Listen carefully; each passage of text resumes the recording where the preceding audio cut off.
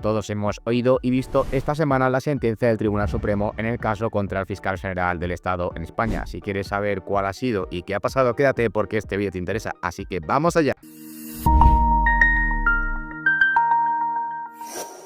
Lo primero que debemos saber es por qué el caso es tan importante, en esencia porque, más allá de lo estrictamente jurídico, debía responderse a una pregunta fundamental. ¿Un fiscal general del Estado con la intención de beneficiar políticamente al gobierno del que depende puede usar el inmenso poder que tiene en sus manos para aplastar al ciudadano de a pie que le venga en gana? Parafraseando a Arthur Koestler, ¿el Estado es infinito que todo lo puede y el individuo cero reducido a la nada? El Tribunal Supremo, con su conducta, Álvaro García Ortiz, ha respondido que no. Y por lo pronto, ya adentrándonos en el procedimiento en sentido estricto, llama la atención lo anómalo que ha sido todo este primer momento. El Ministerio Fiscal es un órgano jerárquico y esto quiere decir que el que está arriba manda a todos los demás. Y Álvaro García Ortiz se ha aferrado al cargo durante el proceso. Resultado, a lo largo del mismo, el encausado ha sido el jefe del fiscal, que en este caso supuestamente tendría que haberle acusado. De ahí que, como es lógico, en este caso la Fiscalía haya actuado como una defensa más. Repito, el acusado en este caso podía darle órdenes al fiscal de su causa. Reflexionad un poco esto unos segundos, sabiendo que se solicitó al Tribunal Supremo en reiteradas ocasiones que suspendiera cautelarmente a Álvaro García Ortiz como fiscal general del Estado mientras se estuviera tramitando el proceso, precisamente para evitar esta situación tan insólita. Pero sabíamos que no era sencillo. ¿Por qué? Porque precisamente el encargado de suspender a los fiscales contra los que se sigue por procedimiento es, ya lo sabéis, el fiscal general del Estado. Esta situación ha sido tan disparatada que el legislador ni siquiera se le ocurrió que ese procedimiento penal se pudiera dirigir contra el fiscal general y que además este se negase a dimitir. Pero para colmo de las anomalías que se pueden ver en este procedimiento y de las paradojas, ha llegado la sentencia condenatoria. ¿Por qué? Por sus implicaciones. Resulta que el Ministerio Fiscal debe defender la legalidad y su mandamás se le ha condenado por infringir la ley. Y no por infringir la ley de cualquier forma, más o menos anecdótica. Por ejemplo, pues yo qué sé, si hubiésemos conducido bajo los efectos del alcohol, por ejemplo. No. El fiscal general en este caso, para ayudar al gobierno que lo designó y del que depende, pisoteó los derechos de un ciudadano de a pie hasta ese momento anónimo, y esto es gravísimo. ¿Por qué? Porque llegados a este punto hay muchas personas que saltan como un resulte, sin todavía haber leído la sentencia que aún no está disponible, en los que afirman que los magistrados son unos prevaricadores que le han condenado sin pruebas. ¿Es esto cierto? Vamos a verlo. Espera, ¿me estás diciendo que llevamos ya casi 3 minutos de vídeo y todavía no te has suscrito? Pues aquí espera, suscríbete aquí abajo, que a ti no te cuesta nada y a mí me ayuda un montón, y acuérdate siempre de darle a la campanita. Y con esto seguimos con el vídeo. Evidentemente me es imposible analizar el contenido de una sentencia que no tengo, y además no me gusta ni quiero especular, pero sí puedo resumir de qué iba este asunto y mostraros, según mi parecer, qué pruebas existían para condenar al fiscal general del Estado por revelación. Voy a empezar primero con un resumen muy sencillo de los hechos. Primero, Alberto González Amador, pareja de Ayuso, tiene una empresa que recibe una denuncia por delito fiscal. Alberto, para no perjudicar a Ayuso, supuestamente quiere que esto no haga ruido. Entonces le dice a su abogado que negocie con la fiscalía un acuerdo. El abogado de Alberto manda un correo a la Fiscalía de Delitos Económicos donde, en cumplimiento de este encargo, pero sin el conocimiento ni el consentimiento concreto de su cliente, reconoce los hechos. Aquí quiero añadir algo muy importante. Es muy habitual que un cliente haga un encargo y que su abogado lo ejecute como crea oportuno, sin necesidad en este caso de estar pendiente de los permisos para cada caso o cada paso. Por tanto, sí podría ser verosímil que Alberto desconociera el contenido específico de este correo. La Fiscalía de Delitos Económicos, además, reenvía este correo a Julián Salto, el fiscal encargado de llevar el asunto. Inciso aquí, estos son correos absolutamente confidenciales entre abogado y fiscal y está terminantemente prohibido divulgarlos. Pues bien, el 13 de marzo de 2024, El Mundo publica una noticia donde se indica que es la Fiscalía la que ha ofrecido un acuerdo a Alberto y no Alberto quien se ha puesto en contacto con la Fiscalía para llegar a un acuerdo. ¿Para qué se hace esto? Supuestamente para ganar el relato sobre un tema de muy poca relevancia, que si en este caso sería de que surgiera la iniciativa de llegar a un acuerdo, ya que el Ministerio Fiscal activa toda su maquinaria y la pone a funcionar contra un ciudadano hasta entonces anónimo, como básicamente así. Álvaro García Ortiz, fiscal general del Estado, le dice a Pilar Rodríguez, fiscal jefe de la Fiscalía Provincial de Madrid, que le pida a Julián Santo, el fiscal que llevaba el caso, los correos que la había mandado el abogado de Alberto. A altas horas de la noche, Pilar Rodríguez le pide los correos con carácter urgente a Julián Salto, contando urgencia, de hecho, que le hizo salir del partido de fútbol que estaba viendo. Julián Salto, en este caso, le envía a Pilar Rodríguez los correos.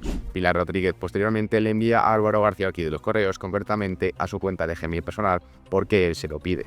Casi acto seguido, el contenido literal del correo más sensible, en el que el abogado de Alberto reconocía los hechos, aparece en la prensa, el famoso correo del 2 de febrero. febrero. Entonces, a la mañana siguiente, la nota de prensa que había ideado y diseñado Álvaro García Ortiz, que entre otras cosas incluía el contenido del correo revelado, se publicó bajo el membrete de la Fiscalía Provincial de Madrid. Hecho este pequeño resumen, llegamos a lo bollar. Hay muchos que, insisto, sin haber leído la sentencia, afirman categóricamente que el fiscal general del Estado se ha condenado sin pruebas directas. Vamos a responderles. En este caso sí es cierto que no se tenía una prueba directa y estelar que algunos reclaman, este mensaje del fiscal general del Estado enviándole el correo al periodista. Pero si no se ha podido aportar una prueba así es sencillamente porque Álvaro García Ortiz borró todos los WhatsApps a las horas de saber que el Tribunal Supremo lo estaba investigando. O sea, en este caso no existiría una prueba directa porque él eliminó la posible prueba directa. Sin embargo, esto no debe sorprendernos. Al fin y al cabo, la mayoría de los delincuentes se comportan de este modo. Tras delinquir, se encargan de borrar todo el rastro que hayan podido dejar para que no se les pueda sancionar.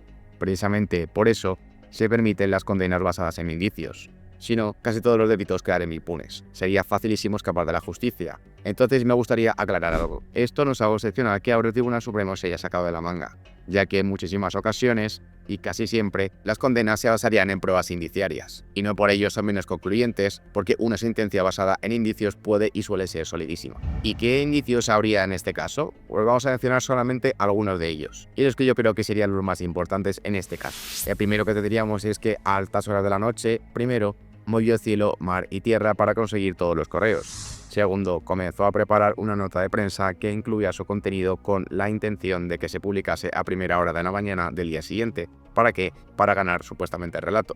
Por tanto, ¿qué necesitaba? Lo que necesitaba es que algún medio sacase esa información con carácter previo para que estuviera blanqueada y él no fuera el primero a revelarla. Como segundo, tendríamos que antes de que Pilar le mandase el correo a Álvaro, nadie había filtrado su contenido literal.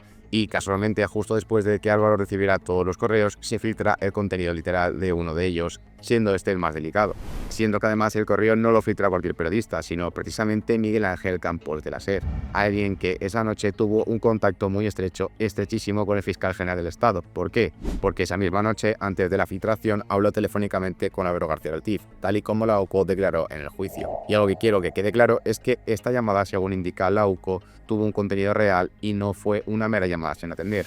Además de esto, en el artículo donde se filtra el correo dice que el fiscal provincial de Madrid está preparando un comunicado que va a hacer público en las próximas horas, lo que terminará ocurriendo. ¿Y cómo podría saber él que en el nombre de la Fiscalía de Madrid se iba a publicar un comunicado antes de que esto sucediera? Pues la respuesta es muy lógica y es muy evidente. Esto se lo dijo la propia Fiscalía, algo que él mismo reconoció en el juicio. Pero aún hay más. ¿Cómo reaccionó Álvaro después de la filtración? Honestamente, de dos formas muy extrañas e incriminatorias. Lo primero es que no lo niega, porque a la mañana siguiente, Almudena Lastra, fiscal superior de la Comunidad de Madrid, le afirma: has filtrado el correo, y él, en vez de negarlo, responde: eso ahora ya no importa.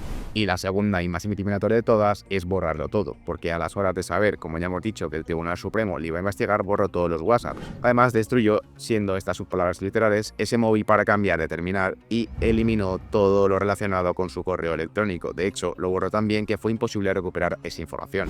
Entonces, ¿qué pensáis? ¿Es razonable que un inocente, cuando le preguntan si ha cometido un delito, no solo no lo niegue, sino que cuando sabe que se le va a investigar, en vez de guardarlo todo para aportar pruebas a la causa y así salir impune, decide no dejar rastro de nada? La respuesta yo creo que es obvia. Y no me gustaría detenerme en otros indicios más periféricos, que también los hay. Por ejemplo, que Juan Lobato, a la mañana siguiente, cuando recibió un pantallazo de ese correo, dijera sin venir a cuento que iba a parecer que esa información se le había dado concretamente la Fiscalía, no siendo en este caso ni la agencia tributaria, ni la policía, ni el juzgado. Entonces sí habría en este caso indicios que apuntan hacia Álvaro García Ortiz. Existen razones para pensar que pudo ser él quien filtró el correo, pero ¿por qué iba a hacerlo? ¿Hay un móvil? Claro que sí lo hay. Y ya lo he deslizado antes, pero lo explico ahora con un poquito más de detalle. Es que El Mundo publicó una noticia el 13 de marzo a las 21:29.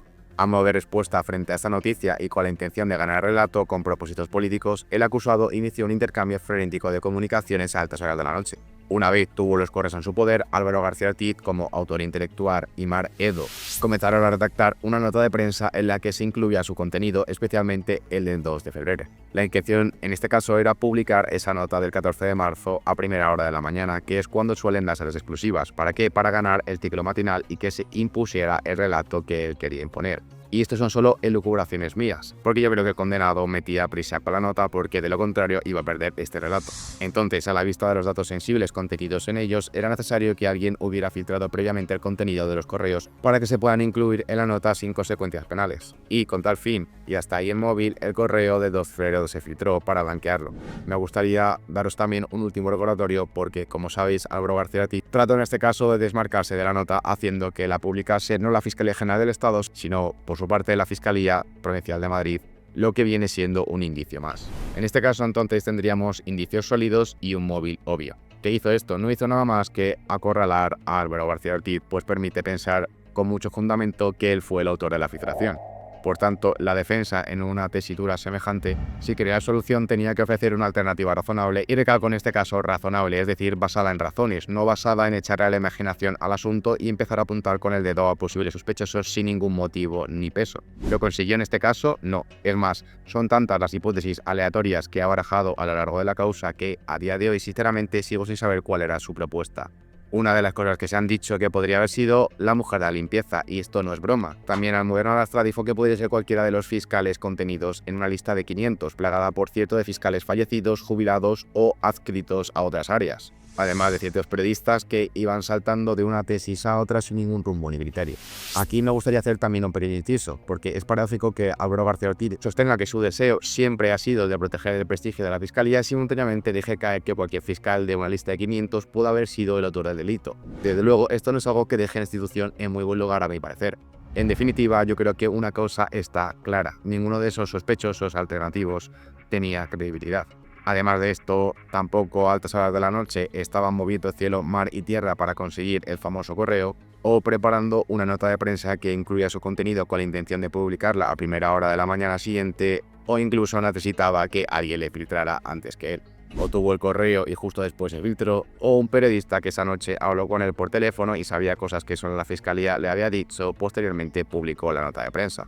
Tampoco hay nadie que a posteriori negase su autoría y borrara todos sus documentos, tanto del WhatsApp, que quedó completamente destruido, como del Gmail. Entonces, después de todo esto y en este contexto, que un periodista amparado por el secreto profesional diga que sabe que no fue él, pero en este caso no podría decir que lo hizo todo y sin aportar absolutamente ninguna prueba para respaldar lo que sostiene, es obviamente irrelevante. A mi parecer, como abogado y como jurista, no merece la pena detenerse en explicar algo tan claro. Esta estrategia que a tu electorado le puede parecer brillante no funciona en un tribunal supremo. Entonces aquí, en definitiva, el problema no está en el Tribunal Supremo, sino en la Fiscalía. Y repito lo que ya dije antes, el Ministerio Fiscal debe defender la legalidad y a su mandamás se le ha condenado por infringir la ley. En este caso, quien debe perseguir los delitos ha sido condenado por delinquir, siendo que, como ya conocéis todos, la sentencia ha sido de 2 años de inhabilitación profesional para el ejercicio de Fiscal General del Estado, además de un pago de 7.200 euros a Novio de Ayuso y pagar las costas del juicio, que vienen siendo tanto sus abogados como el juicio en sí, como los abogados de la parte contraria. Y bueno chicos, hasta aquí el vídeo de esta semana. Espero que os haya parecido interesante cuál ha sido la resolución y la condena del Fiscal General del Estado y me gustaría saber por vuestra parte qué es lo que pensáis sobre esto. Así que dejádmelo aquí abajo en la caja de comentarios, como siempre os estaré leyendo y nos vemos la semana que viene con más contenido. Así que chao.